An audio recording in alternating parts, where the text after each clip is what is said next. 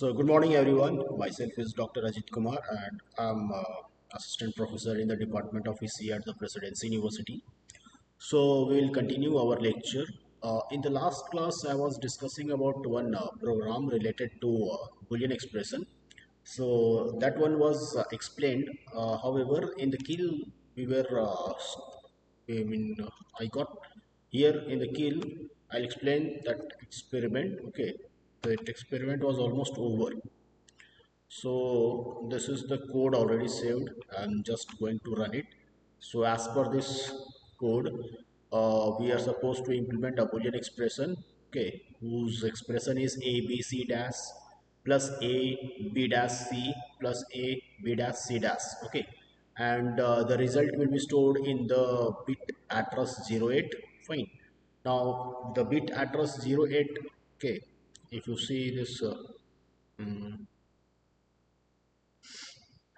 so in the last class we were saying this bit address of 8051. Just I'll try to find out that image.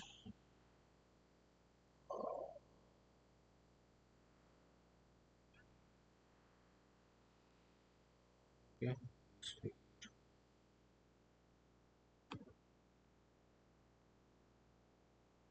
Yeah, this figure is here. So I'll just simply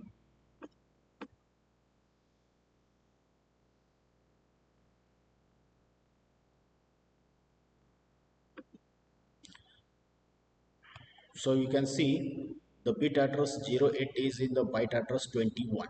Okay, so in the we are supposed to check our result in the byte address 21, and we have given the value of a in the bit address 20, so that is available in the byte address 24. Fine.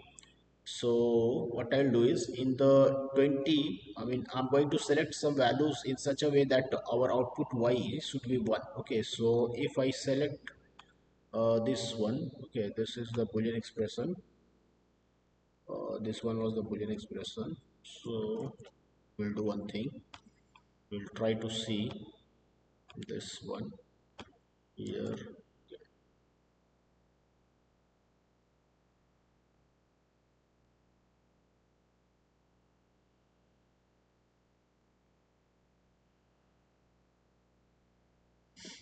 This was the Boolean expression. So let us see that what should be the values. I think the values were also chosen here.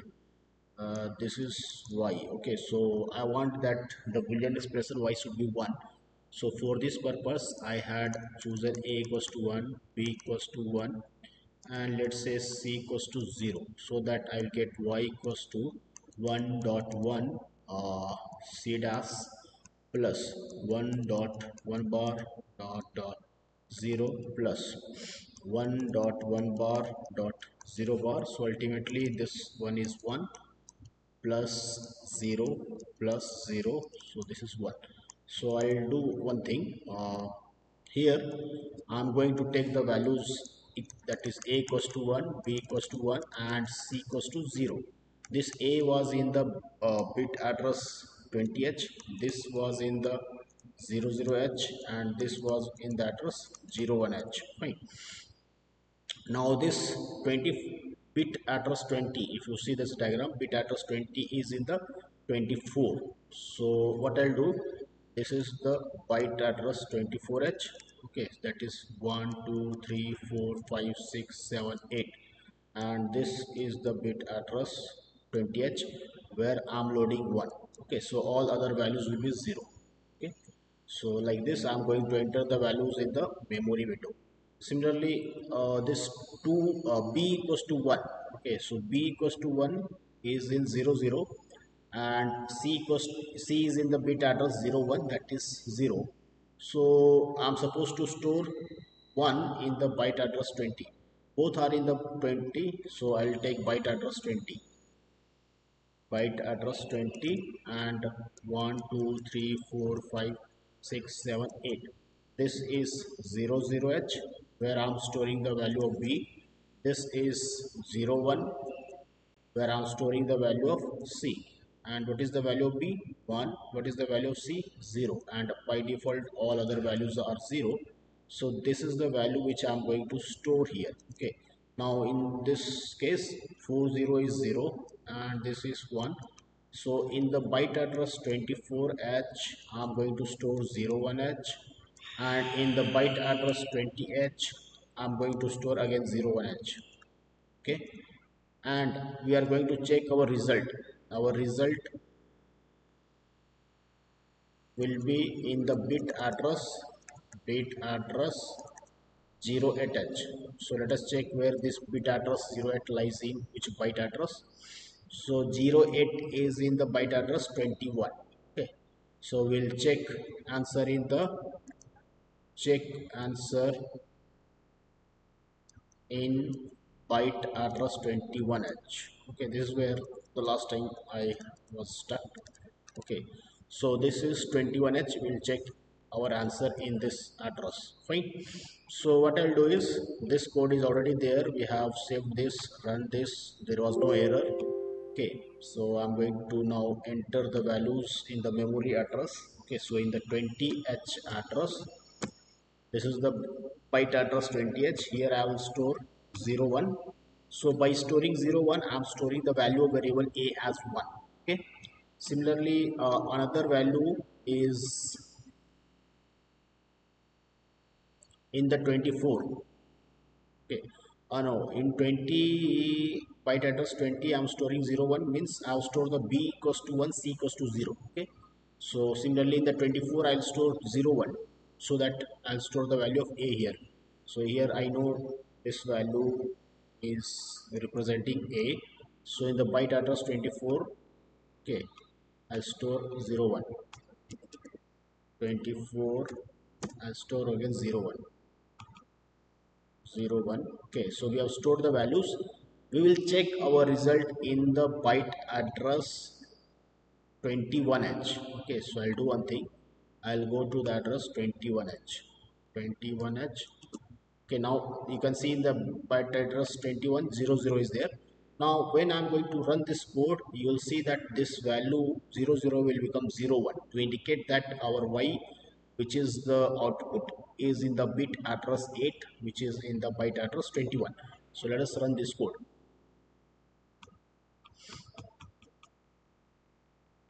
So you can see I've run all instructions and I can see that here 01 is there in the byte address 21, and you know byte address 21, this the starting bit is 08. The bit starting bit address is 08 where our output was saved, so indicate that we have achieved 1. Okay, so this was the case which was explained in the last class. Now the next topic is timer and counter. Okay, so today we'll study the timer and counter. Fine. Now here in the timer counter topic, we'll see that there are two things. Fine. So see here, this case, okay, I'll erase it. So let me erase this one.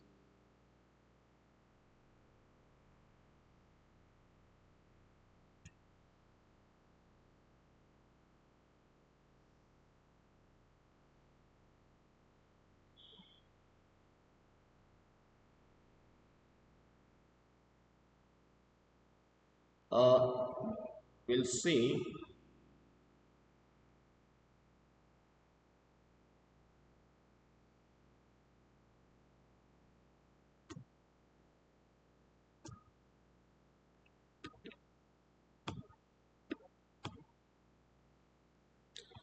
So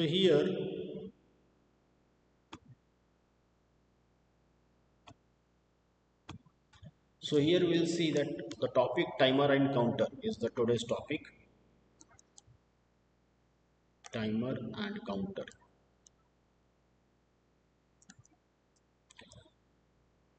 Now what is happening is, we are supposed to time in this we are there are many application in which we want to measure the time delay. Okay, for example, when a person start the race, okay, so he start running on this track.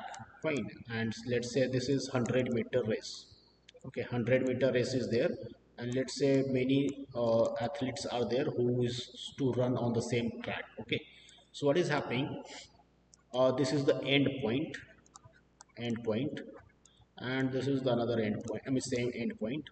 Now what is happening is this person will athlete will start running. Okay, now you might have seen that a person is there, okay, who is observing this the time taken to start the race and stop the race. Okay, so you know that he is having a timer watch. Okay, and based on that timer watch, he is able to see that how much time was elapsed in this race. Okay, so in such applications, we need to find the time delay. Okay, and likewise, there are many applications where we need such kind of time delay, which can be actually measured by the 8051 microcontroller. Okay, also there might be some application where we need to count the number of events. Okay, for example, let's say here we have a room. Okay, and this is the door. Okay, and let's say there are many students who are standing outside and they are going to enter inside. Okay, so the students are going to enter inside the classroom. Okay, so what I will do is I can implement, I mean I can hear one infrared. Okay, infrared source, and which might emit the infrared, and at this point there might be a sensor. Okay, sensor which will sense the signal emitted from this source. Fine. So what is happening, whenever one person will go, that will be blocked.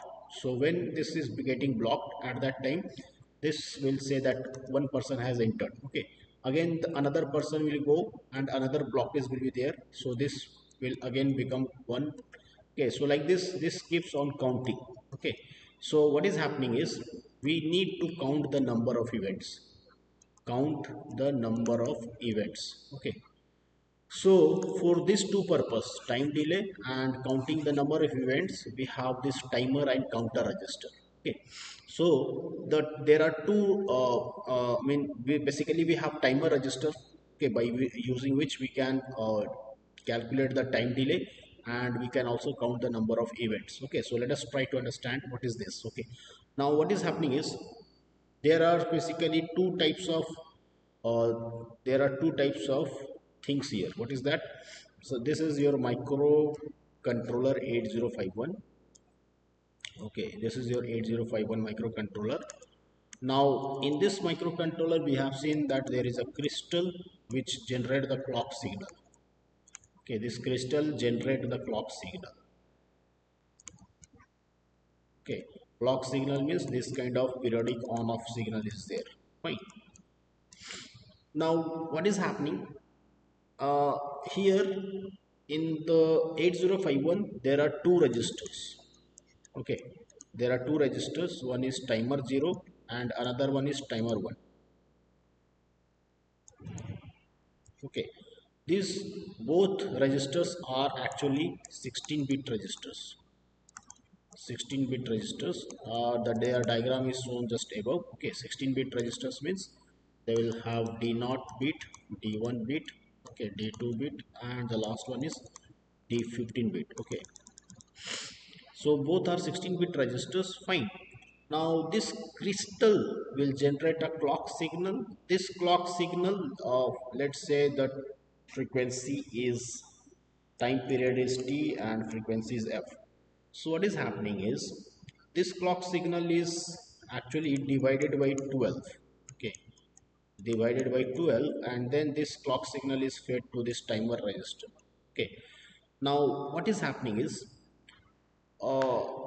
these timer registers are there. Okay, now you know that what could be the initial value and final value. The initial value will be the, the registers are used to store the temporary data. So registers are used to store, fine, the temporary data. Fine. So if it is 16 bit, so I can store the starting value as 1 2 3 4 5 6 7 8 9 10 11 12 13 14 15 16 zeros. This is the starting values. 16 zeros is the starting value. The next value which can be stored in this register is 0, 0, 0, 0, 0, 0, 0, 0, 0, 0, 0, 0, 0, 0, 1. This is the next value. Okay. So this is the starting. Then we have this is next value. Then the next value will be 0, 0, 0, 0, 0, 0, 0. So like this, sorry, this will be 1 0. Okay, and then the next value will be all the zeros except this 1 1, and so on. You know, the last value will be 1 2 3 4 5 6 7 8 9 10 11 12 13 14 15 16. This is the last value. Okay, so this is the range of values. Okay, range of values which a 16-bit register can store. 16-bit register can store.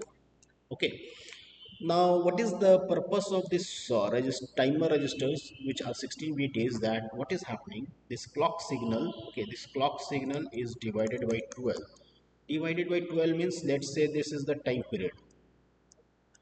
Okay, let's say the time period is 1 microsecond.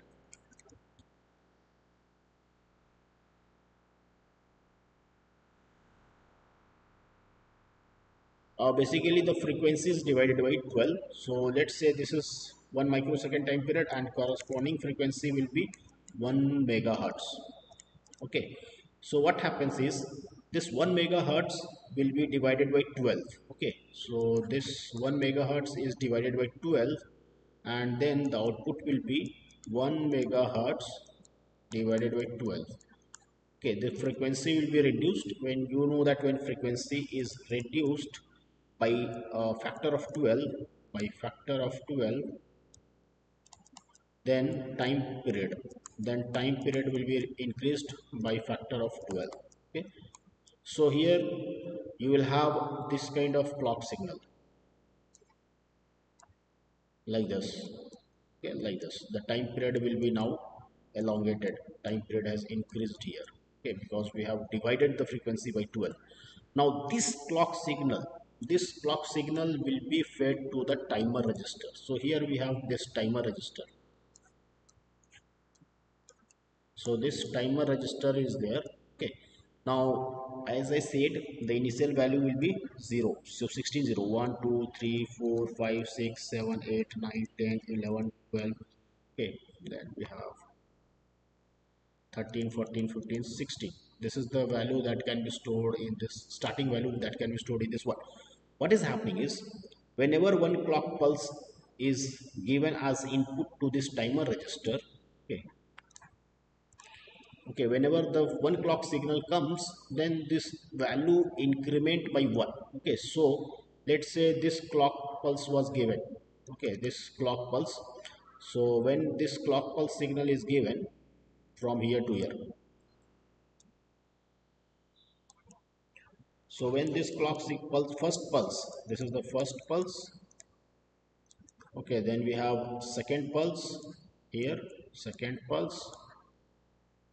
So when this first pulse is fed to this timer register, the timer register will increment to the next value, that is 0, 0, 0, 3, 4, 5, 6, 7, 8, 9, 10, 11, 12, 13, 14, 15. This is the next value. Okay. Then this second pulse will be given to this timer register, and it will increment to its next value, 3, 4, 5, 6, 7, 8, 9, 10, 11, 12, 13, 14, 15, 1 0.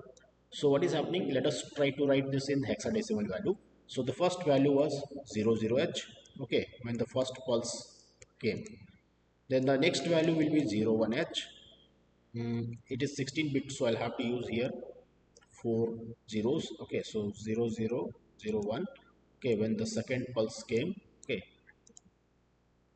then this value will go to its next value 0 0 h. When the third pulse came. Okay, then this value will go to its next value.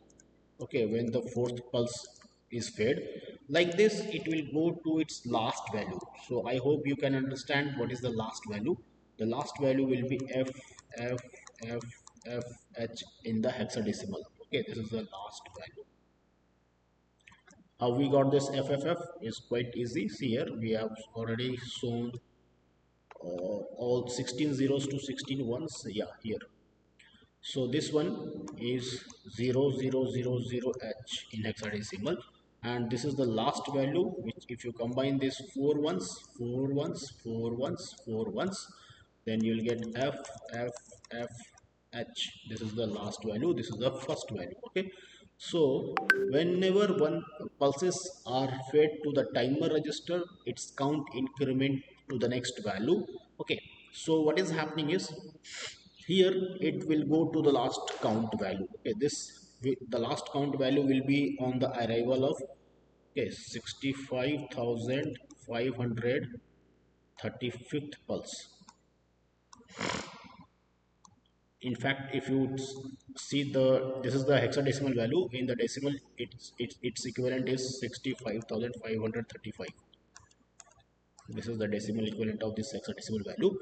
So this is how actually timer is actually working. Now you might say that where this delay comes. Okay, how we are saying that the timer is used to create a delay. So not difficult. See, as I said, this is the first pulse. So on the first pulse arrival, okay, this is what this was 00, and then the next pulse will come, then its count will become this. Okay, 01.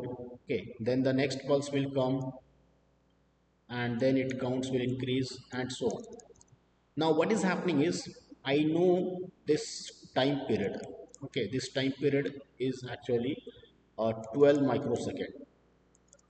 This time period is 12 microsecond. This time period is 12 microsecond, and so on. So the total time delay will be 12 microsecond into 65,535. Okay, so this is the total time delay which I can measure here. Fine. This is how actually you can find the total delay. This is the total delay. Okay, and so this is your this is how we can generate a delay using the timer register. Okay, now there are two things. Okay, so you know this timer register. First of all, I'll show you the diagram here. Okay, this is the timer. Okay, there are two timer registers. Okay, we have two timer registers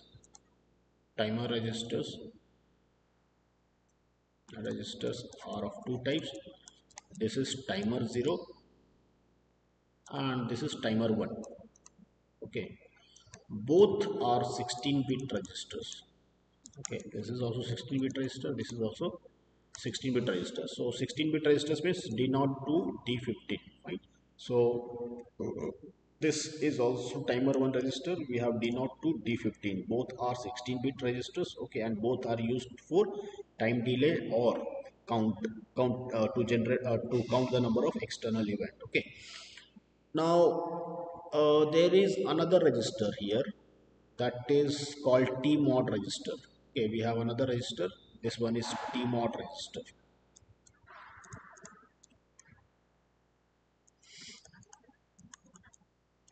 Fine. Then there is another register which is called TCON register. These registers will also come here in the explanation. Okay, fine. Now let us try to understand this one. So what is happening is, as I said, this pulses will be fed to the timer registers and the total delay will be counted, or the total number of pulses will be counted. Fine. So there are two things. This timer registers can be used for the time delay calculation, time delay, or it can be used to count the external event, to count external event. Fine. So let us try to understand this. Not difficult, as I said. Time delay means we are having this kind of pulses given to the timer registers, and this total time duration is your time delay. Okay.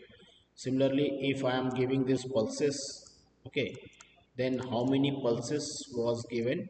That will show you the total event count. Okay, so total count of pulse is actually total count of events. Fine. So I mean, here we have this two application of the timer register. Fine. Now thing is in which situation you are going to use this as time delay, and in which situation you are going to use this to count the number of external event. Okay, so for that purpose you can see in both cases we need these pulses. Fine. So in 8051 microcontroller, this is your 8051 microcontroller, if the pulses are generated internally by oscillator. So this is, let us say that this is your oscillator which is attached to the microcontroller. Okay, I mean integrated internally, and this will generate a clock signal which will be fed to the timer register. So let's say this is timer 0 register T0, and let's say this is timer 1 register T1. So you, if you are giving this pulse by dividing by 12, here also if you are giving this clock signal divided by 12, then you know this will start increasing their values whenever one pulse will arrive. So in the case of time delay, the clock pulse is fed internally through the internal oscillator. However, in the case of counting the number of events, because it has to count the external event, so what is happening is, let's say this is your 8051 microcontroller. We have here P3.4, port 3 pin number 4, similarly port 3 pin number 5. Okay, so in this case the pulse is externally fed from the external. Okay, external pulse is given to the pin number, either pin number P3.4 or pin number P3.5. Okay, so this pulse will be given either to this P3.4 or P3.5. Then it is used to count the event, to count the to count the event means to count the number of pulse, 1 pulse, 2 pulse, 3 pulse, and so on. Okay, so this is the major difference when you are going to, I mean, when you say that timer register is used to generate time delay or to count the total number of external event. Okay, now there are few more things that you have to understand. As I said that we have timer 0. This is timer 0 means T0 register, and this is timer 1 means T1 register. Okay, T1 and T0. Because our 8051 microcontroller is 8-bit architecture. 8-bit architecture. Okay, so that is why this 16-bit register is divided into two parts. You can see TL0, TH0. Okay, both are 8-bit registers. Okay, similarly, this timer 1 is also divided into two parts. The TL1, TH1. Okay, this is 8-bit. This is also 8-bit. Okay, the 16-bit register is split into two parts. Lower, L stand for lower, H stand for higher. Okay, because, and the reason is that our 8051 is 8-bit architecture, right? Now the question is, will it work automatically? No, the designer has designed this, okay, to count the number of events or generate the total time delay. So for this purpose there are two registers. One is called timer mode register, okay, TMOD register, and another one is called timer control register, TCON register. Timer control register and timer mode register. Okay, in the short they are called TMOD and TCON. Okay, so let us try to understand what is the function of these registers. Okay, so if you see, this TMOD register is 8-bit register. Okay, this is TCON, which this is also 8-bit register. Fine. Now what is happening is, the these different bits, okay, the different bits of TMOD registers are M0, M1. Okay, then C slash T.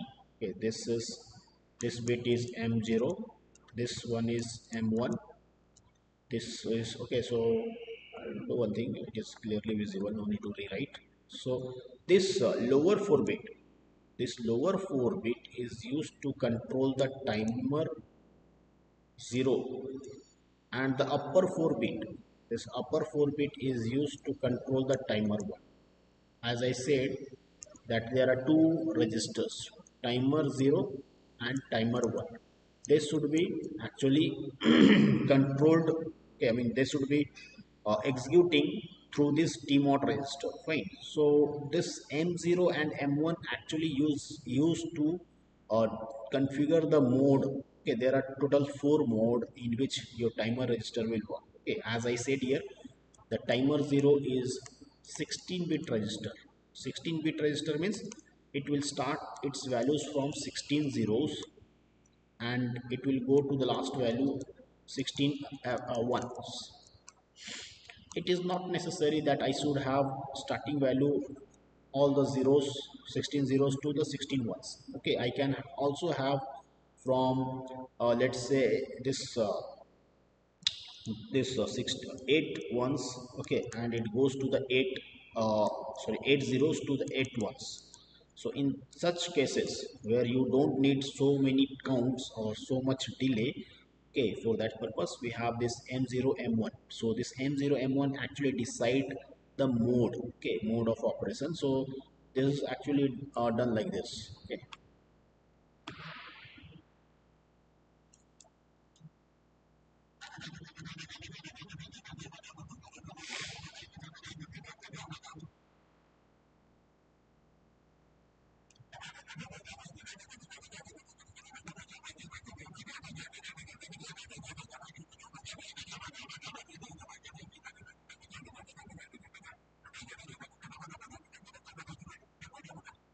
so see these two bits M1, M1 and M0. Okay.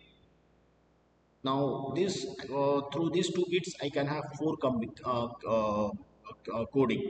Okay, that is 00, 01, 10, 11.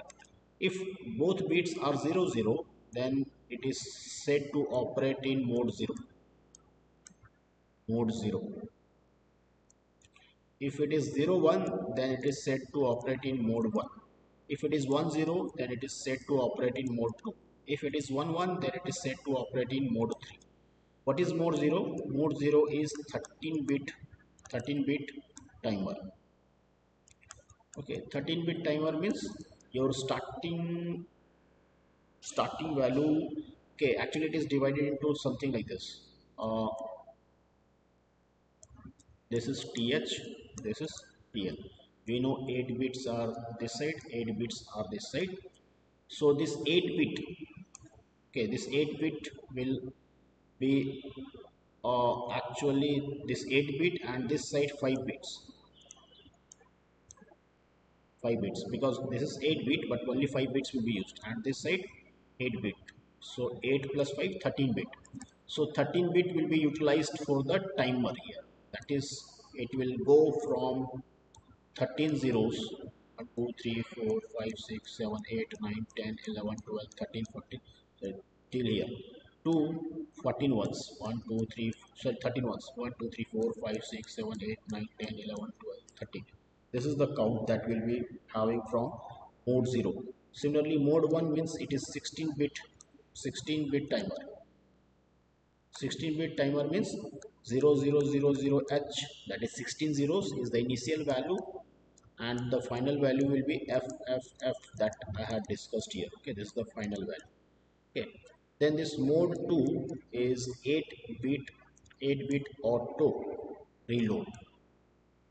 Or 8-bit auto reload means here we know this is having two parts, TL and TH. Okay, the TL register is 8 bit. The TL register is 8 bit. So it will, so only this TL register is used for the time delay. Time delay or count the pulse. So it will go from 00H to FFH. Okay. Now then what is the purpose of this TH? The TH actually will be used to the store the reload value. Reload value. What is this reload value? See here, as I said here,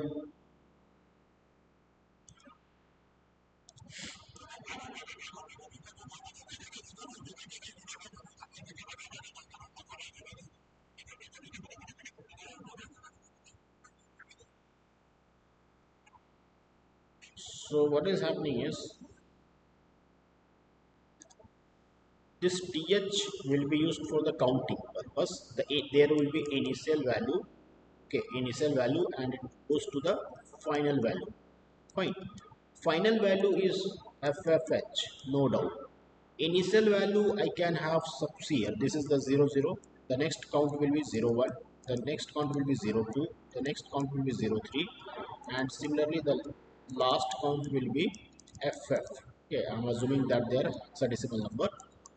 So this is the final value. Initial value can be either this. Okay, I can decide the initial value based on my interest. If I want to count from, let's say, 03 to this one, then this 03 is initial value. So this value is the value that you are going to load in the TL register. Okay, are you getting? So this value 03, now the pulses will arrive here. So with the incoming pulses, this 03 will go to 04, then 05, and so on. The last value will be FFH. Once it has gone to the final value, you may need to restart this count from its initial value 03. So this 03 again will come here, and 04, 05, and so on. It will go to the final value if you want to keep repeating this. So in that case, what is this value 03? This 03 should be stored in the TH register, so that when this went to the final value, then from TH register, okay, that is 03 will go in the TL register. Okay, this is actually, that is why it is called reload value. Reload value is stored in the TH register. From the TH it will be moved to the TL register whenever this count will go to the maximum value, and if the recount is to be done. Okay, similarly this mode 3 is called split timer mode. Split timer mode means here we have, T0 is having two part, TL0 and TH0. Both are 8-bit registers. So this TL0 will operate as separate timer, okay, separate timer, and this will operate as separate timer. Okay, this is actually called split timer mode. Okay, so these two bits, okay, I have explained this M0 M1. They are used to decide the in which mode we want to operate. Then similarly this third bit is C slash, this is C slash T bar. Now as I said, the timer register will be used either as timer or as counter.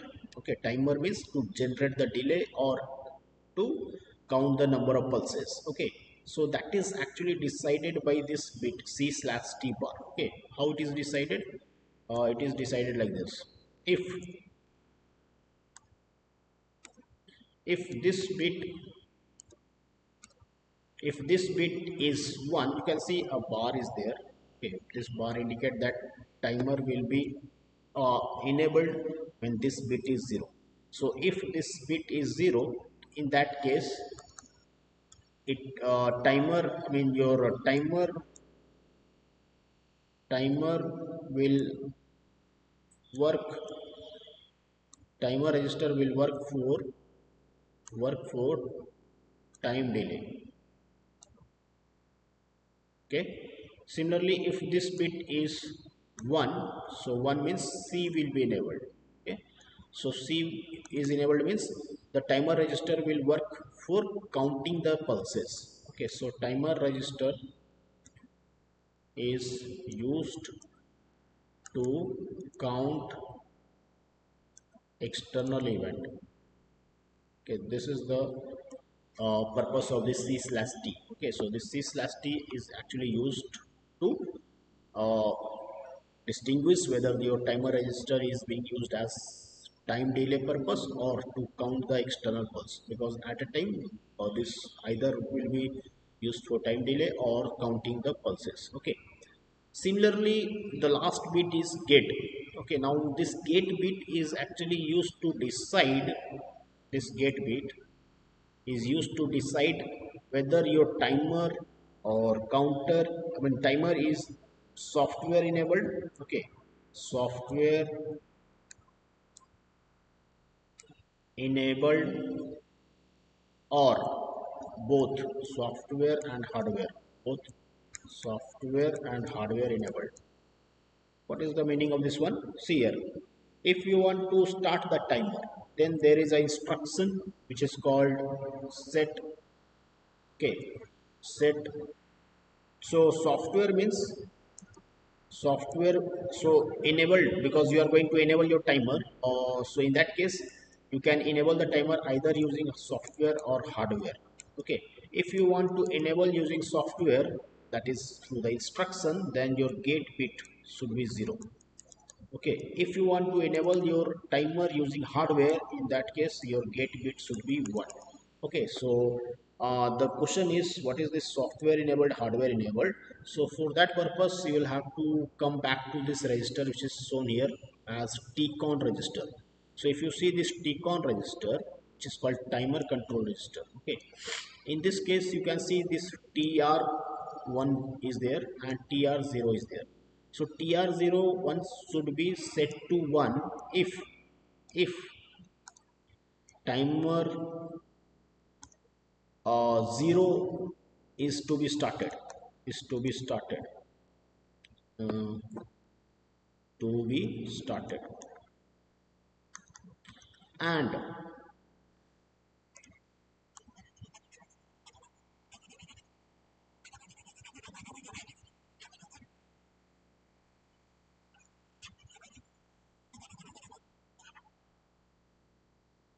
okay, similarly this TR bit, okay, this TR bit should be set to 1 if timer 1 is to be started, is to be started. Okay, this is the purpose of these two bits in the TCON register. Okay, now if you want to start the timer using software, so I told you that the gate bit should be 0, gate bit should be 0, and then you have to set, suppose that you want to start the timer 0. So in that case this TR1 TR0 bit should be 1. So for that purpose we have instruction set b means bit TR0. So if you write this instruction, then your timer 0 will start. And since you are using instruction to start the timer, so that is why it is called software way, software means of starting the timer. Okay, likewise if you want to start the timer 1, okay, so using software, so in that case again gate bit should be in 0 in the TMOD register. Okay, in the TMOD register you have to make this bit 0, and this T1 timer has to be started, so you have to write here set b TR1. Okay, this is actually the purpose of this TR1 and TR0. Then what is this TF1 and TF0? This TF0 and TF1 is actually called timer overflow. TF1 and TF0 is called timer overflow. Timer overflow. So as I said that your timer will start from its initial value and will go to the final value. So if your timer value is, starting value is this way, let's say mod 1 is being used, so mod 1 is 16 bit. So this is the initial value, then the next value will be 0001, and the last value will be FFFFH. So this is initial value, this is final value.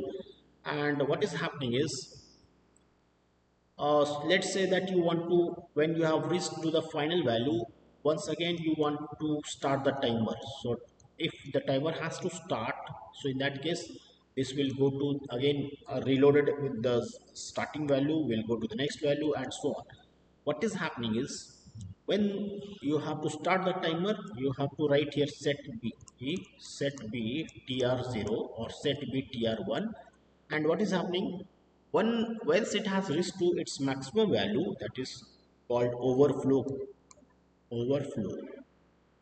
Okay, overflow means from maximum to this again the initial value, then at that time this tf1 bit will become 1 to indicate that your TF1 will become 1 to indicate that it has reached to the maximum value. And if you want to restart the count from its initial value, then you will have to clear this TF1. So you'll write this instruction CLR TF1 so that your count will again start from its initial value. Okay, so again the same thing will happen here. You will have to, since you have set the TR0 so that your timer will start. Okay, so at this moment you will have to clear this one CLR TR0 so that you, when this has reached to its maximum value, you will have to write CLR TR0. And again when you are going to restart your initial count, okay, I mean repeat the count, in that case again you will have to write set B TR0 and so on. Okay, so like this actually it works. Okay, so similarly this TF0 is also used for the timer 0. Okay, so now here, as I said, this TMOD register is having this, you can see the same bits are there for the timer 0 and timer 1. Okay, so both M0 M1 is there, C slash T is there, get. Okay, so if you want to control the timer 1, okay, then you'll have to use this upper 4 bit. If you want to control the timer 0, then you have to use this lower 4 bit. Okay, so we'll continue in the next class. Okay, from here onwards we'll see some examples, and then we'll also see that how we can write a program to generate time delay or to count the number of external events. So this may takes another 2 lecture to complete this topic, 2 or 3 lectures. Okay, so thank you everyone.